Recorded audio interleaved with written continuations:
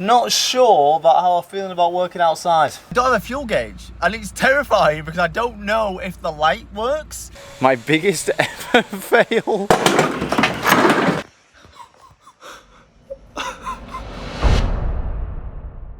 So here is my cheap Transporter T5, which I picked up for £3,000. Bought this for initially just to carry my motorbike around, but since I've bought it, I fell in love with it, and we're actually doing a series rebuilding it on the cheap. Now in the last episode, we actually put on a T5.1, a facelift front end, and I actually bought that from a friend for a couple £100. So today we're going to be carrying on this series, rebuilding this cheap Transporter T5 on a budget with the help from eBay. Now I built this car predominantly from parts from eBay. We did this engine swap in my 190E predominantly using parts from eBay. And it's going to be the same story we're here. We're going to rebuild this Transporter using parts from eBay. So it's a lovely day. We're going to actually do these jobs outside on the Transporter, mainly because this van's so bloody big we can't get it in the unit. Let's go and get the parts we're going to do today. Let's crack on, shall we? So the first job we're going to do is we need to change all the brakes all the way around. There is a huge lip on this back disc, and the front discs are not in much of a better shape as it is. First thing we got here is a full set of brake discs and brake pads. The good thing about eBay is they have something called assured fit, which means you can put your car, your registration, and it will tell you if the parts are 100% going to fit or not.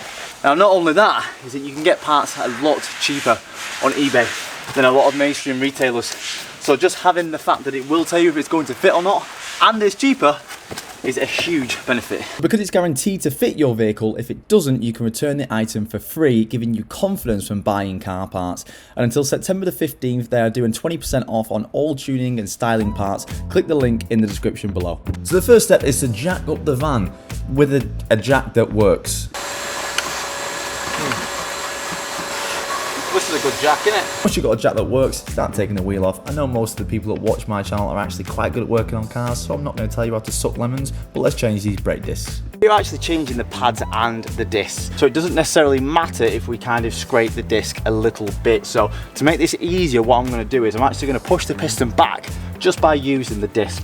So if you get a little screwdriver and just tap it between the brake disc and the pad, you can actually make a little bit of an opening, and you can get something bigger in there, like a bar like this, and then do the same thing.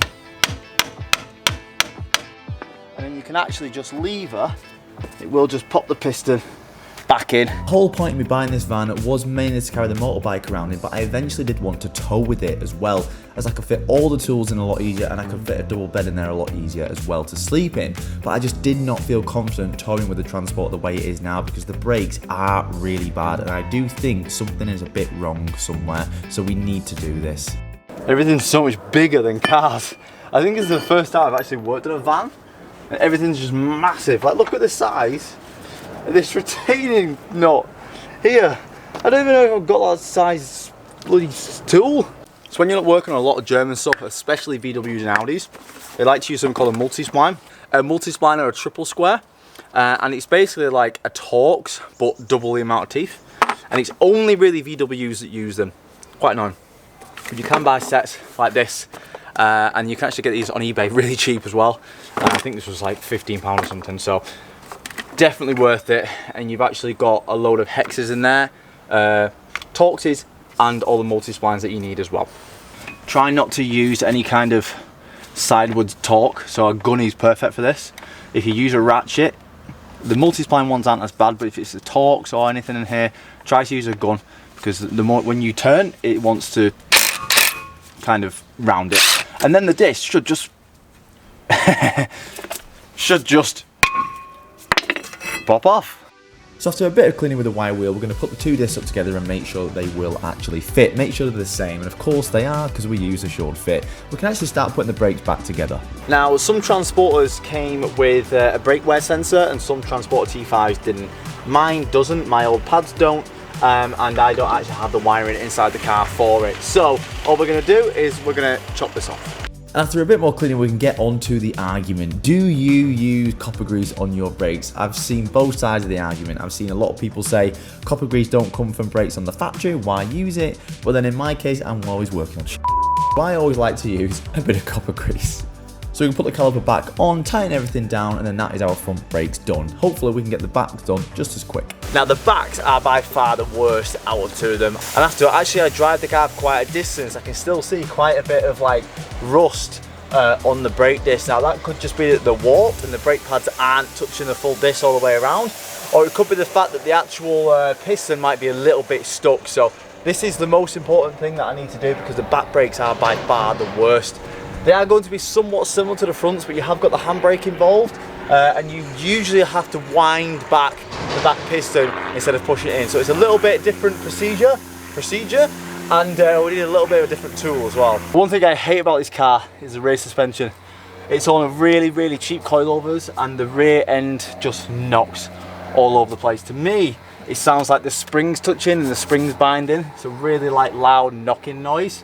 I have got some custom suspension made, so that will be coming in one of the upcoming videos, but let's crack on. Really big lip on this disc and it's scoring all over it, so I'm really glad we're changing this. So it's a very similar process to the fronts, it's just the bolts might be a little bit different.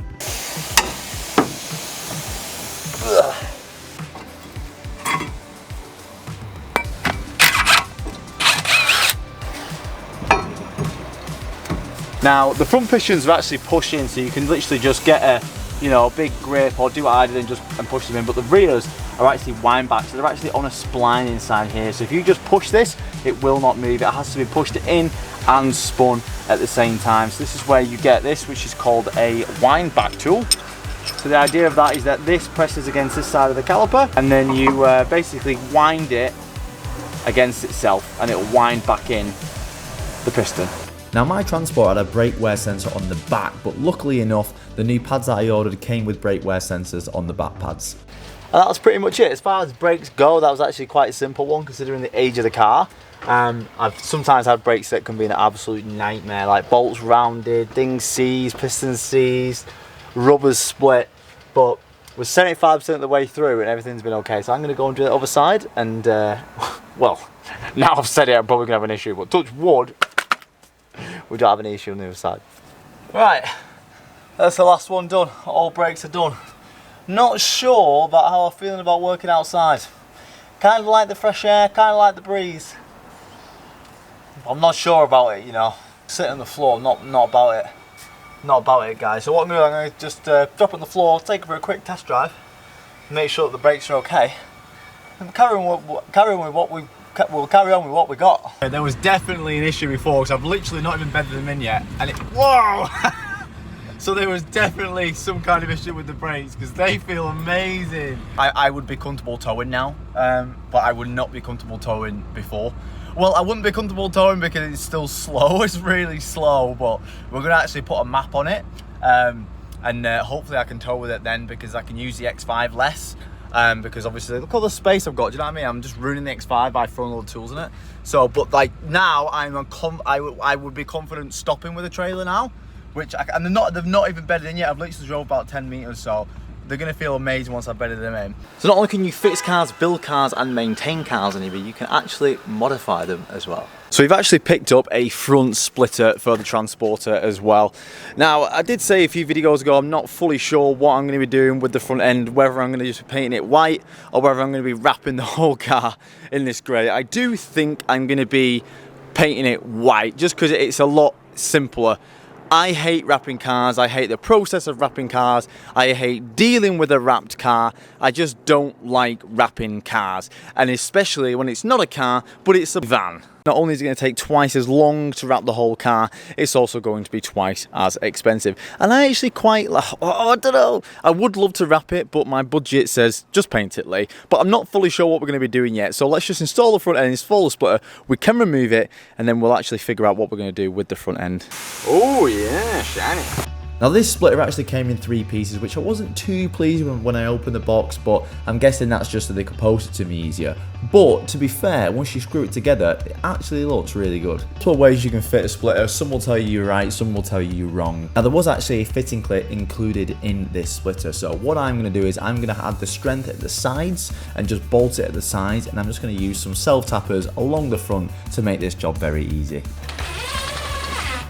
There is the splitter on the front of the transporter, dead easy to do. I mean, in theory, you could just self-tap the whole thing, but I like to add just a little bit of a safety, so I've put some 2 proper bolts at the bottom, so worst case scenario, it will really never fly off the car. I always like to put 2 bolts, at least 2 bolts like that. There's one more thing which a lot of people actually overlook. I hate it when cars come with these like horrible old style wiper blades. It just makes the whole front end look like 10 years older, and it's so easy to do and so easy to change. The annoying thing is that actually buying wiper blades isn't that cheap. You know, sometimes it's about 40 or 50 quid for some wiper blades if you get them from the usual place where you go and buy wiper blades. That's what's another good thing about eBay. You can literally get them half price. Fitting wiper blades is actually the easiest thing you can do to your car. When I used to work at one of the shops that used to fit wiper blades to people, I was astounded by how many people actually came in and paid somebody to fit your wiper blades. It takes 2 seconds. Pull it up, put it to the side, push it down, and it is literally as simple as that. Because these are retrofit, if you get them out, they potentially might look a little bit different and you think, oh, what the hell's going on here?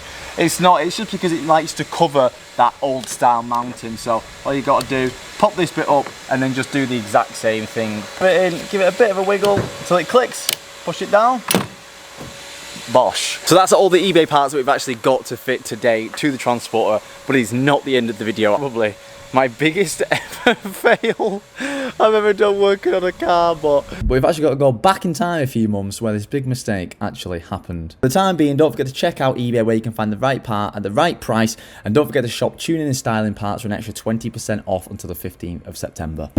Which is worrying, is that, do you see my fuel gauge reads 0?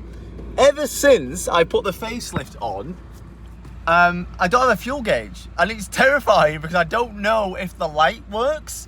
Obviously I know the fuel gauge isn't working, but I don't know if the light's going to come up and tell me I've got 50 miles left. And it's a bit risky to risk it in a diesel because you don't really want to be running out of fuel in a diesel. So one guy on the pages said he put the lights in the wrong way like I did, and it ended up like blowing something in the back of the dash. Well, I don't know, let's put it on the live data and let's see how much fuel, and let's run it down and see if the actual fuel light comes on, because right now I'm literally guessing the dark. I have to put 20 quid in and then just like tap my miles, and then when I get to 100 miles just put another 20 quid in. Now I can't carry the motorbike around this right now because it's got some kind of a camper conversion. Obviously it's a little bit ghetto, but it works. I slept in it the other night, it was great. But we obviously can't put the motorbike in it with it like this. So we need to take all this out right now because I put the bike in for an MOT today and it needs to get there today. So first of all, before we can actually make the camper conversion ourselves, we're going to do something ourselves, we need to get everything out, see where the bike fits, and then we need to make our own camper conversion around the motorbike. So first of all, we need to get all of this out. So let me go and get a gun and a Phillips screwdriver. Came with these cushions which obviously pull out and it folds into a double bed. So I'm going to try and keep these cushions, so I can't imagine them being cheap. Or we're going to keep them for now anyway. But we need to unassemble all of this. And I've never done anything like this before, but it's wood. How hard can it be, right? Well, actually, every time I say how hard can it be, it's always hard to be. Don't want to completely ruin all this. My idea is to recycle as much of this wood as possible. So we're going to keep everything, and I'm going to try and not ruin it by getting it out. Now, I have never worked with wood in my entire life, and I have no idea what I'm doing, but right now, the job is simple. Get things out. So anytime it's a screw, I'm going to remove it. Now, the deeper I'm going into this, the more I realise that someone has actually put quite a lot of time into this, and I'm actually starting to feel a little bit bad ripping it all out, I'm not going to lie.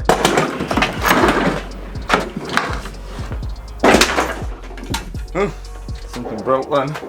Now, my plan was going to be remove everything in there now, put the motorbike in, and then make some kind of camper conversion around the motorbike so I can sleep in there with or without the motorbike. But the more I'm taking out, the more I'm realising how much goes into this. And this is just a visual of me getting a little bit worried. So she's in. She does look pretty big in there. But my plan is that if we can force it to one side, I'm guessing because the exhaust is here, we're probably better putting it over this side of the van, ratcheting it, strap it right to the side. And then my plan is I can have 2 pieces of wood like this. I can have 2 pieces of wood coming out which can fold up against the side. So it'll fold up here and it'll fold up here and it'll be hinged to the side. And then if it's just a camper, I can put both pieces of wood down. I can have a double bed. if it's with the bike in, I'm going to have the bike over to one side and I can drop one side of the wood and have a single bed.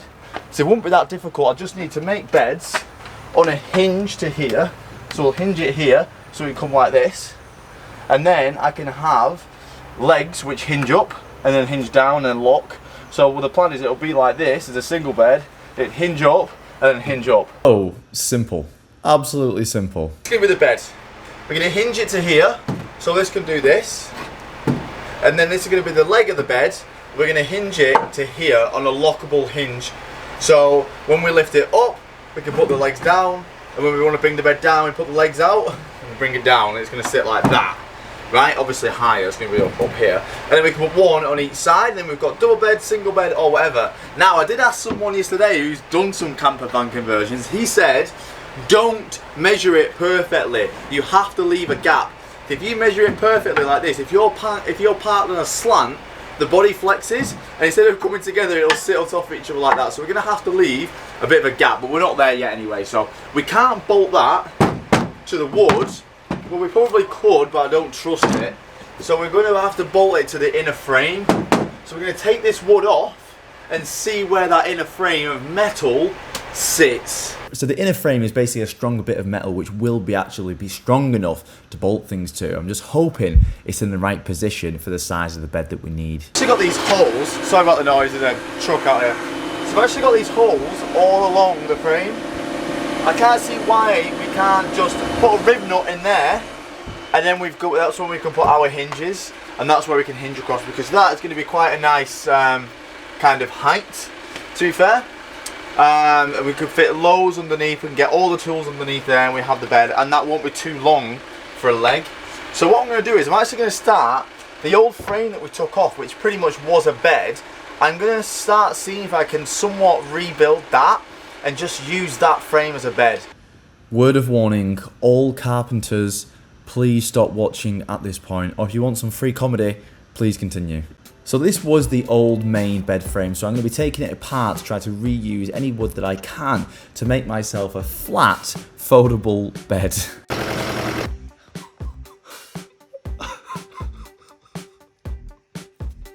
So we can actually have something like this. If we put that together, that's going to be our bed frame. And then one side we can have things like this, which on hinges which go up and down, like that. And these are going to be bolted to the frame to be strong, and that can be our foldable bed, right? Now the one thing I need to know is, do we use nails or do we screw them in? I don't know. So even seeing that absolute catastrophic attempt of making a bed frame, I still decided to carry on, and for some reason I'm measuring the width of the van so that I can make the two double beds. Oh my god, what am I doing? So for the next couple of hours I decided that since I could build cars, I could easily make a bed frame out of wood, and I proceeded to carry on thinking I was in 60-minute makeover, and then I think reality hit after a couple of hours. This is what it was made out of. It's well thin, doesn't it? Is it? Doesn't look very strong, does it? It doesn't look very strong. And did you never learn in school? Triangulate makes it stronger. And But what? This was the bed that he made out of. Why was it so strong? I don't know. Was he 2 foot tall? No, it was solid. Was it? I jumped in it and everything, but it was like to the floor. Oh, I knew this one wasn't going to work. I just thought, let's just give it a go, and Yeah. Don't know. It doesn't look very strong, does it? it doesn't look very strong. How can I make it strong though? Triangulate. I have to watch some YouTube videos, eh? Yeah. This is where I'm at with it, to be. I mean, I kind of just wanted to have a go and see what worked and what didn't work. I think it needs to be a hell of a lot stronger wood, to be fair. And also the cross sections that Ronnie did say a minute ago, the cross sections helped massively. It's actually quite sturdy, to be honest, but I wouldn't trust it at all. So I'm going to go and watch some YouTube videos and and see what the best way to make this bed is, because that just doesn't seem sturdy enough to me. So I'm going to go and watch some people and what have they done. Right now I've got to get all this wood back in the back of the transporter. Not sure if we're going to reuse it, but I'd rather have it, and then we can see what the hell's going on. So I love you all. I'm going to pack away. We'll see you in the next one. So before I go to steel and a welder, if there are any carpenters who would like to help me out on this, please send me a message on Instagram. It's @itsLeeLockwood. I would massively appreciate it because I do want to get this done, but I can't do this myself. I need help. Thank you. See you soon.